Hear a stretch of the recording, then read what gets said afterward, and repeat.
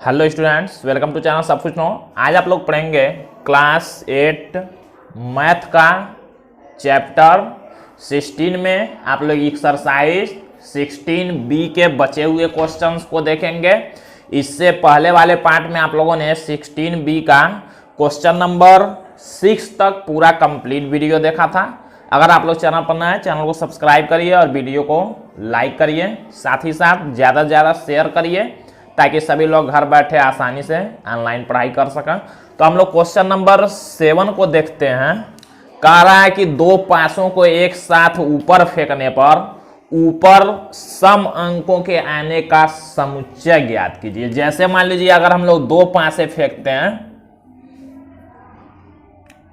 मान लीजिए एक पासा है, इसको हमने ए मान लिया। एक पासे पर 6 नंबर होते हैं, 1 2 3 4 5 और 6। एक पासे पर 6 हो गए। फिर मान लीजिए एक पासा हम और बनाते हैं, बी मान लीजिए है एक पासा, इस पर भी 6 अंक होंगे, 1 2 3 4 5 और 6। अब देखिए क्वेश्चन में क्या कहा है कि अगर दो पासे एक साथ में फेंके जाते हैं तो उन पासों पर सम अंकों के ऊपर आने का समुच्चय। समुच्चय को आप लोग जानते हैं, हम मझले कोष्ठक में लिखते हैं। तो हम लोग हल में लिखेंगे ऐसे, मझले कोष्ठक में बना के दोनों में सम अंकों के ऊपर आने का समुच्चय लिखना है। सम अंकों का मतलब देखिए सम अंक कौन कौन होते हैं, जो 2 से भाग करने पर पूरी तरह से विभाजित हो जाए, कट जाए। तो जैसे मान लीजिए सम हो गया 2, तो इसमें भी 2 है, तो हम लोग लिख सकते हैं 2 2 2 2 ऐसे लिख लेंगे। फिर कॉमा, इसमें से 2 हमने लिया तो इसमें से 2, और फिर मान लीजिए इसमें से 2 लेते हैं तो इसमें से 4 लेंगे। जोड़ने वाला नहीं लेना है, बस कहा है कि दोनों पासों में से सम अंकों के ऊपर आने का समुच्चय। ये नहीं कहा है कि दोनों में जोड़ने पर सम, जोड़ने पर योगफल में कहेगा तब दोनों में जोड़ के देखना पड़ेगा।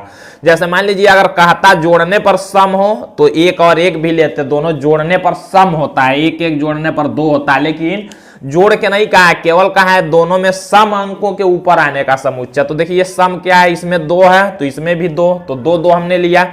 फिर इसमें 2 तो इसमें 4, फिर इसमें अगर 2 लेंगे तो इसमें 6।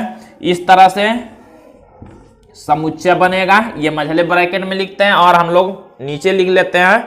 फिर 2 के साथ हमने पूरा लिया। अब देखिए 4 होता है सम, 4 के साथ हम लोग लेते हैं, तो 4 के साथ 2 लेंगे, इसमें 4 लेंगे तो इसमें 2, फिर इसमें 4 लेंगे तो इसमें 4, फिर इसमें 4 लेंगे तो इसमें 6। इसी तरह से देखिए अब इसमें 4 हमने लिया था, फिर अब 6 ले लेते हैं। तो 6 जब लेंगे तो इसमें से 2 लेंगे, फिर उसमें से 6 लेंगे तो इसमें 4 लेंगे, फिर इसमें 6 लेंगे तो इसमें भी 6 लेंगे। ब्रैकेट बंद कर देंगे। तो ये देखिए हमारा यही आंसर हो गया। ऊपर सम अंकों के आने का समुच्चय, दोनों में सम सम कैसे आएंगे तो उसको हमने लिख लिया। अब हम लोग क्वेश्चन नंबर 8 को देखते हैं।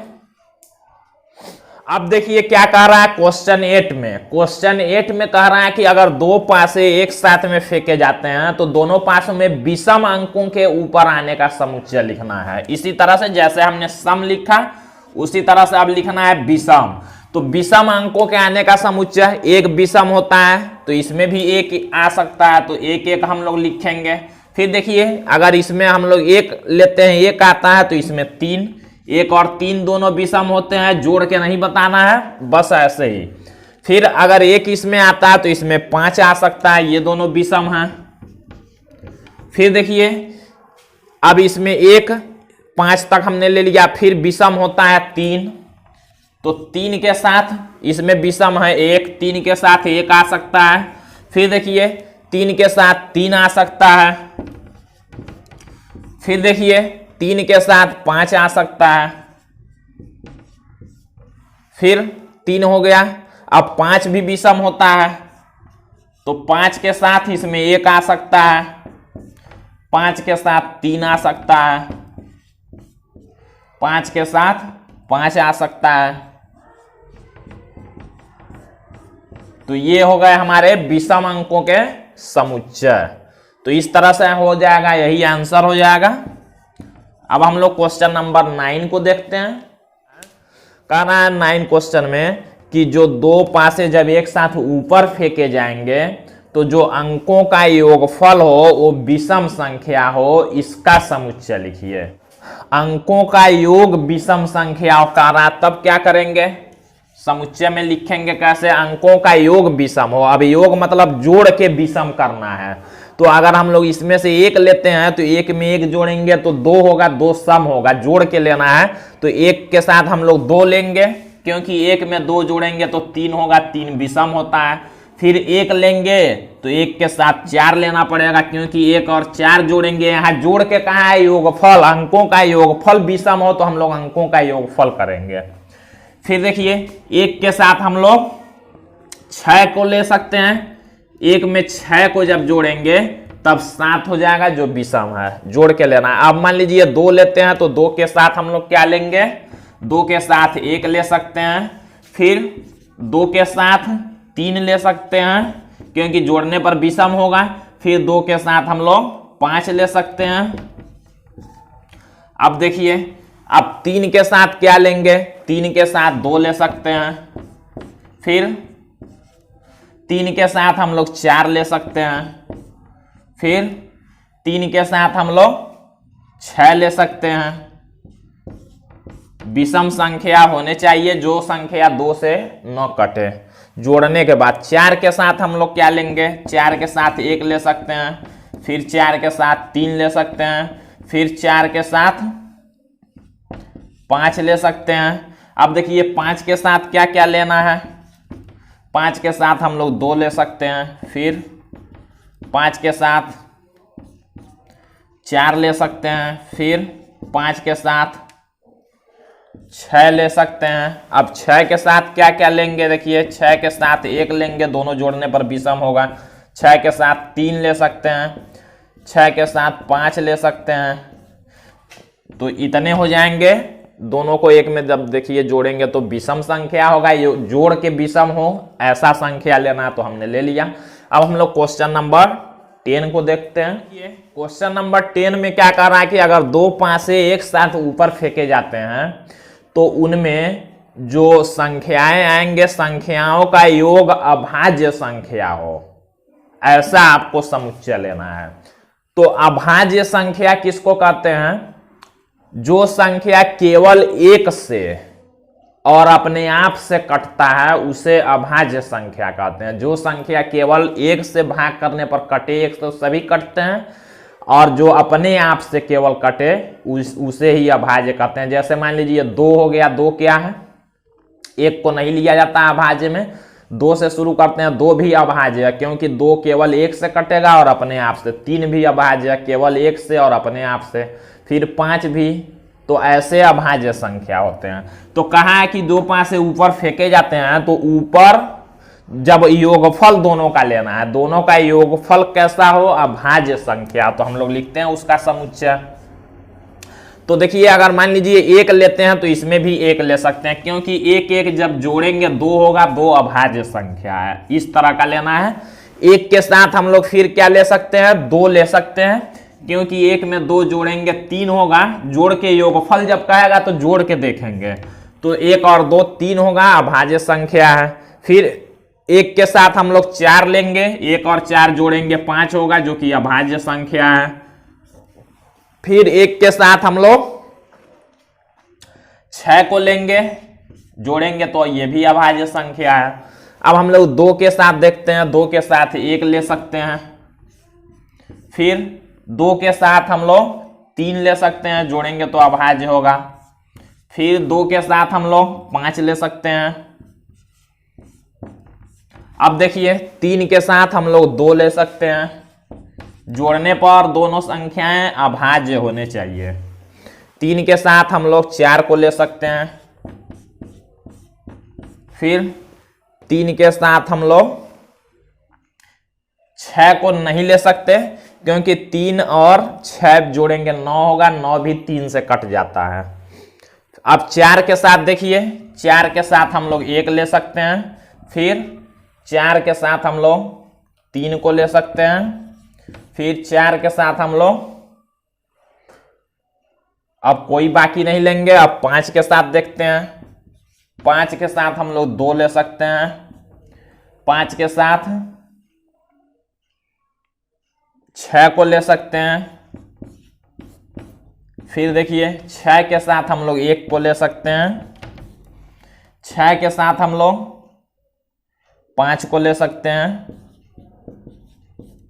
तो इस तरह से ये आंसर हो जाएगा। जोड़ने पर संख्याएं अभाज्य होंगे। अब हम लोग इस एक्सरसाइज का लास्ट क्वेश्चन, क्वेश्चन नंबर 11 को देखेंगे। देखिए क्वेश्चन में कह रहा है कि एक लॉटरी में 100 इनाम है, एक लॉटरी में 100 इनाम है, जबकि उसके 1 लाख टिकट बेचे जा चुके हैं। जो टिकट है, जो लॉटरी का टिकट, वो 1 लाख बेचा गया है, जबकि 100 ही टिकट में इनाम मिलेगा। तो कह रहा है कि इस लॉटरी का एक टिकट खरीदने वाले व्यक्ति को इनाम जो मिलेगा उसकी संभावना कितनी है। तो देखिए 100 टिकट पर इनाम है और टोटल 1 लाख बेचे जा चुके हैं। तो क्या करेंगे, 100 अपान 1 लाख, हमने बताया था कम बटे ज्यादा करते हैं संभावना के लिए। हम लोग पहले क्वेश्चन को ऐसे लिख लेते हैं, कुल टिकट बेचे जाने की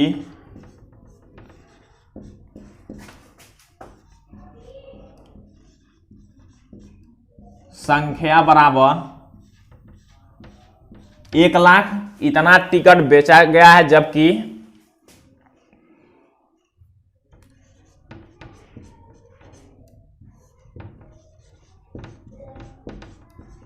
इनाम के टिकट की संख्या दे दिया है 100, मतलब 100 ही टिकट पर इनाम मिलेगा और 1 लाख भेजे गए हैं। अब एक टिकट खरीदने वाले व्यक्ति का संभावना कितना है इनाम जीतने का।